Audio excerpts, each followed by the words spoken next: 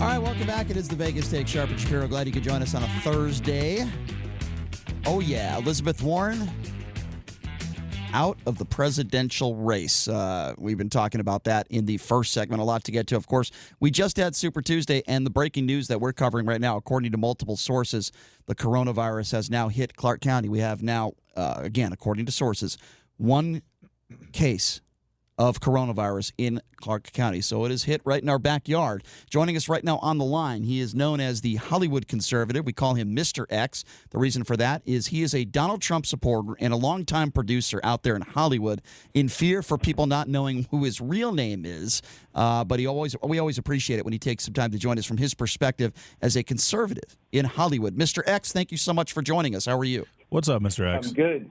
You guys have one case, huh? You better rush to Trader Joe's and buy all the toilet paper and water, since that makes a lot of sense. Well, listen, that's absurd. That already happened, I believe. We talked about that yesterday. There are a lot of idiots out there that are buying the water and the masks that don't help, and we were mocking some of those people for doing so because I think they're all morons. With that being said, there have been 11 people that have died from the coronavirus. Obviously, the flu is much more serious situation than the coronavirus. The only situation being that with the coronavirus, obviously they don't have a cure for it. If you get the flu, they can give you antibiotics. They can't do that really with the coronavirus. They haven't figured that out yet. So let me ask you this: being a person who lives in California, what do you make of the state of California, Gavin Newsom calling in a state of emergency? What are your thoughts on that? Not to sound like a conspiracy theorist, but the media and the government just thrive on fear. I mean, it's always how this country has worked. It happened with 9/11 and various different things that they were able to put into place at airports and stuff like that. And I'm not saying that that's the case, but that's what their job. Like, they just want to scare people. Like, do I want to get the coronavirus? No. Do I want anybody I know to get it? No. But it's not as horrible as the media is portraying it to be, especially not in America. I mean, a state of emergency because one person died. I mean, I don't know. Well, listen, I tend to be on your side. I agree with you. But coming up in the next hour, we're going to play some audio. I'm sure you don't agree with Donald Trump blaming Barack Obama for the coronavirus. Yep, that's what he did. I'm sure you don't agree with Matt Gaetz. Blame Obama. Thanks, Obama. Exactly. I'm sure you don't agree with Matt Gaetz, as I like to call him, DUI Matt, for mocking the coronavirus and wearing this weird mask into a vote where he's supposed to be acting in a professional manner. So while I agree with you that this is blown out of proportion, I'm on your side. At the same time, I think our politicians need to act professional. I also have a problem with Mike Pence. I like to call it the jerk circle, where he's trying to pray the virus away. He has a very bad history of letting his religion getting in the way of policy. So you see, there's both sides to this. Yes, the media and people are blowing this out of proportion, but I also think some Republicans are mocking a situation that is still serious. Well, that is somewhat hilarious, but I don't disagree with you, and praying it out of existence is definitely not going to work. But no. Yeah, I mean, of course, and we've obviously, you saying that politicians should act professionally. I mean, haven't we gone long past that at this point? I mean, that train has completely come off the tracks. Just follow Donald Trump on Twitter. Well, that's true. That's true. There's no defense of that. But I think while people need to act professional, I think that the citizens also need to use their brain a little bit. And if they hear that there's, we now learn through sources allegedly that somebody has the coronavirus in Clark County, that doesn't mean that everybody should quarantine their house, and it doesn't mean that everybody shouldn't live their lives. If you don't feel good and you feel like you're coming down with something, or worst case, you have a fever, go to the doctor and check it out. Don't freak out. And this particular case was a 50-year-old man who had just returned home from Washington State, which is where 9 of the 11 deaths have occurred in the United States. Right. So, I mean, you can't... And also, this is not like a death sentence if you get this virus. No. People are going to recover, and they're going to be okay. I think that the people who are dying are generally probably in bad health otherwise, Yeah, exactly. But it's crazy. I mean, this has affected the film industry. Did you guys see that James Bond, they pushed it 7 months, the release of it? I didn't know all that. The way in the fall. Yeah, it was supposed to be released now, and or I think in April, and it's not being released until November now. And like, they've been like China. I know a lot of people who are doing business with China, and China is one of the bigger consumers of American film, and they've just completely shut down at this point. Like, they're not doing anything. I think we both agree this is blown out of proportion. I do think it needs to be taken seriously, just like the flu should be taken seriously, and the flu is far more serious than the coronavirus. But I think stronger heads need to prevail here. The politicians need to stop mocking it. Those on the right need to stop saying that the Democrats want innocent people to die so that Donald Trump is reelected in 2020. One person said that. Well, one person. Donald Trump Jr. Well, said one that. person said it, but the vice president. He's not even a politician. One person said it. He's just connected to a politician. One person said it, but the vice president said it was understandable, and he defended it. That cannot happen. Mr. X, so do you think that by California declaring a state of emergency, which is what Gavin Newsom did, which to me is a bit over the top, how much money are they going to get from that? And do you think it's more of just a play to take a big chunk of money from the government?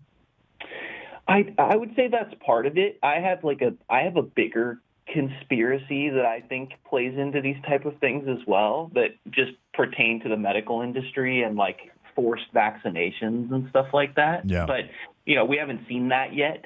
But I definitely am very distrustful of the medical industry in general, and I would not put it past them to utilize this as a way to scare people into using new drugs or vaccinations or whatever that are not tested and that we don't really know what's in them.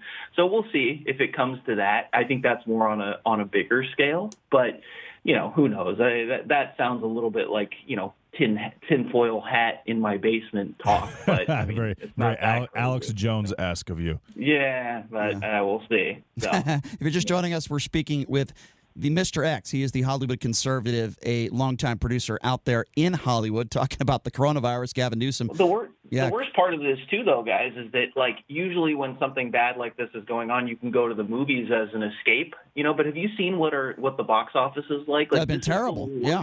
Oh, well, and this is the worst part of the year for films. I mean, I was literally today just looking at the top movies, and it's The Invisible Man, which looks awful, The Call of the Wild, which looks awful, Sonic the Hedgehog, Birds of Prey, Bad Boys for Life. Like, there's no escape right now. Well, Mr. X, that's Mr. X, that's a good point you made. And, I was at the Mountain West Conference basketball tournament at the Thomas and Mack Center yesterday. Very sparse crowd. And listen, maybe because the basketball wasn't great, but I'm also going to say that there's probably some people that decided not to go out because of this coronavirus. And you make a valid point there. It's hurting a lot of industries. I guess it's not hurting Costco because you got a lot of nimrods that are walking into Costco that are stocking up on toilet paper and water and masks. It's insane. Anyway, this is getting me angry. Let's move on to Super Tuesday, which might get you angry, but that's fine. We want to get you fired up. So let's talk about the breaking news. Elizabeth Warren is out. As you know, Klobuchar, Buttigieg, they're all out the door. This is between Joe Biden and Bernie Sanders. What are your thoughts on Super Tuesday and where we're at right now? What the hell are the Democrats doing? I just truly do not understand this entire political party. They're such idiots. And no offense. I mean, we are too on the other side. But what do they really think that Joe Biden has a chance? Honestly, this again, I'm going to put my tin hat back on. I feel like whoever Joe Biden selects as his running mate is an extremely important person to watch because Biden's health is not good. The guy looks to me like he might have Alzheimer's. And so, what are they doing? Do they think that he's going to have any chance against Trump? I can't stand Bernie Sanders. I appreciate a lot of his social policies, but his economic policies are completely not viable to me. But I think that he's the only chance that the Democrats have against Trump because he's the radical sort of Trump of the left. Okay, so let me interject, Mr. X. I agree with some of what you said. I'm not a big Joe Biden supporter. I'm not a Bernie Sanders supporter. So we agree on that. But here's where I take a little bit of issue to what you just said. You just said, does Joe Biden have Alzheimer's? Well, Joe Biden did something that Bernie Sanders has not done. He has released his health records. There is no evidence to support the fact that he's senile. There's no evidence to support the fact that he has Alzheimer's. However, let's be honest here. Let's be honest. He's in his 70s. He's an older man. He's traveling every day. He's probably extremely tired. You're making excuses for him, Brian. Hold on. I mean, the guy has had more gaffes than any presidential candidate probably in history. Well, I would say Donald Trump probably has more lies than any president in American history. I'd rather have gaffes than lies. For example, I said this last segment. Joe Biden said 150 million people died at the hands of gun violence. Okay, that was not a lie. It was obviously a gaffe. He meant to say 150,000. So while that's half the population of the United States, Brian. As I said in the first segment, I don't know if you were listening, but as I said in the first segment, these gaffes are an issue. They're a problem, and I'm not ignoring them. It's going to be an issue, and I do believe if it's Trump versus Biden, Trump is most likely going to win. But with that being said, I do take issue to what you said. There's no evidence to support the fact that Joe Biden has Alzheimer's, Mr. X, and I don't think that's I don't think that's fair. But did he not? I mean, the eyeball test. When I watched him say he's running for the U.S. Senate about a week ago, I don't know what else to say. Like, fine, he doesn't have Alzheimer's, but I don't know if he gets nervous or. But he legitimately doesn't look like he knows where he is. I'm just going with the eyeball test, man. Mm-hmm. And honestly, I think a lot of it will come to light if and when he becomes the nominee and if and when he gets into a debate with Trump. Because, yes, Trump, you can say he lies and he talks out of his ass, all of which is completely true. But he's at least sharp to the extent that I feel like if you stand there and talk to him, he is on planet Earth. Whereas Biden, I don't know where this guy is. Like, he honestly reminds me of my grandfather a little bit. And so I just worry because that's so important to the U.S. public. It's not to me. Like, I don't even watch the debates. I can't stand them. I think they're pointless. Watching people argue about things that they're not even going to do should have no bearing on U.S. politics. Wait, do you call your grandpa Sleepy Grandpa? I'm just curious. Yeah, basically. Yeah, but he might even be. He's 100 years old, and he might be sharper than Joe Biden. But all right, go ahead. The point is, like, Bernie he's really Sanders 100 years old. Yeah, he is. Wow. Actually, yeah. Yeah, wow. he made it. He's a colonel in the army, former colonel in the army. Wow, God bless. World War I and World War II. God bless him. Yeah, but Bernie Sanders can actually get into an argument with Trump, and that's honestly what politics are in this country right now. It's just like finding things that you can meme about and post on your social media, and I feel like Sanders is more quotable and, sharper and more of a jerk like Trump is. So I feel like those two could go at it. Well, it kind of works both ways because Biden didn't really get into arguments with anybody, and then he got all these endorsements. He got the endorsement from Klobuchar, Buttigieg, Bloomberg, because he didn't really attack anyone. It'll be constant attack with Donald Trump, and you're right, Joe Biden. Either his memory is just almost non-existent because he does kind of get in that deer in the headlights look when he's not sure what's going on. But he also suffered a stroke. I mean, he's had some history with medical problems over the course of his life. He is in his mid-70s. But one thing Donald Trump will do, and you can say, yeah, he's a liar. He says he talks out of his ass, whatever. But it requires intellect and calculation to do those things. And I think that if Biden has any of those gaffes in debate with Trump will jump all over it so fast, and then Biden won't know what to do. And you're right, like Klobuchar and Buttigieg and these guys endorsed Biden, and I feel like this is very similar to the 2016 election where the Republican Party hated Trump. I mean, the other powers that be, quote unquote, in the Republican Party, I'm blanking on the Mormon guy's name, but these guys, they hated Trump. Mitt Romney. And they were, thank you. And so they were all really trying to sabotage Trump, and I think that's the same.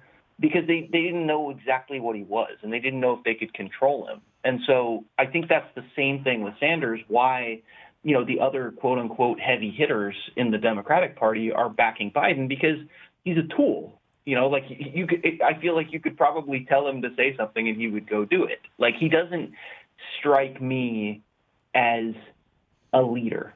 That's just the bottom line. And Sanders does. He strikes me as an insane person, and so does Trump. But they at least have the sort of charisma and natural sort of leadership qualities, for good or for worse. You could be going on the scale of leaders from Hitler to someone who's not Hitler. But, the point being that Biden he's not the type of person that I even want to listen to or care about. Well, like I said, I'm not here to defend Joe Biden other than this. I think he is a decent human being. I think he is a good man. He's had a difficult life with everything that took place with the car accident and losing members of his family.